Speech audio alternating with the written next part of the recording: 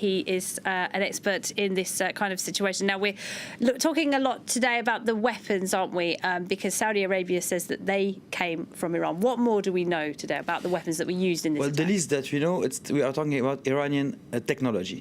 Here we saw on the footage that was issued in Saudi Arabia, the photographs, that we were talking about Quds 1 guided missiles or cruise missiles. Right. This is what the Houthi issued, exposing their abilities. We know that the first time that this kind of guided rocket or cruise missile, low technology cruise missile, was used against Saudi Arabia goes back to the 12th of June 2019 against the Abha airport in southern Saudi Arabia. That's what the Houthis in Yemen Yes, used. and the following months we saw this exhibition, so July 2019, where the Houthis exposed their capabilities, and we saw that this is the Quds 1 cruise Yemeni missile developed by them. But it's depending on Iranian technology. It's a copy of the Sumar. This is the footage of the images that were issued from Saudi Arabia from the latest attacks. So we know that it's a copy of the Sumar rocket, cruise rocket missile used by the Iranians.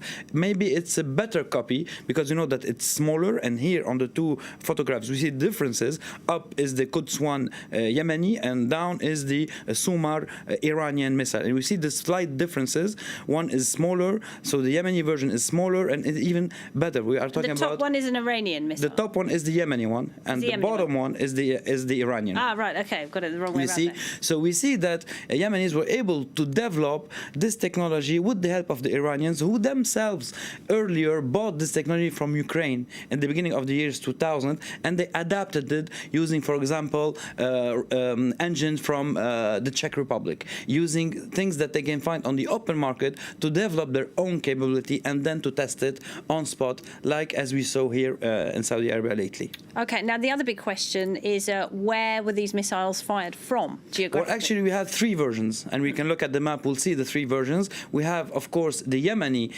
version, knowing that the Houthi themselves claimed responsibility for those attacks. We have the version that could be go off from Iran, which wouldn't be very smart from the Iranian part, that pointing directly to them, or the version when we talk about Iraq. And we had a precedent from Iraq. We'll see it later, and it's the most plausible version that because this Iraq technology developed by the Houthi, tested by the Houthi, was transferred through the Iranians to Iraqi militias, which are proxies of Iran at the end of the day. Because Iran has a big presence in Iraq. Yes, Iran has a big presence in Iraq, and we see that the Houthis using Iranian technology. If we see the second map, they used those low-cost technologies against Saudi Arabia. This is a map that shows us the attacks and the drones intercepted in Saudi Arabia from April 2018 to July 2019, including the latest attacks this week in Abqaiq and Khurais. And what I was talking about before was those three spots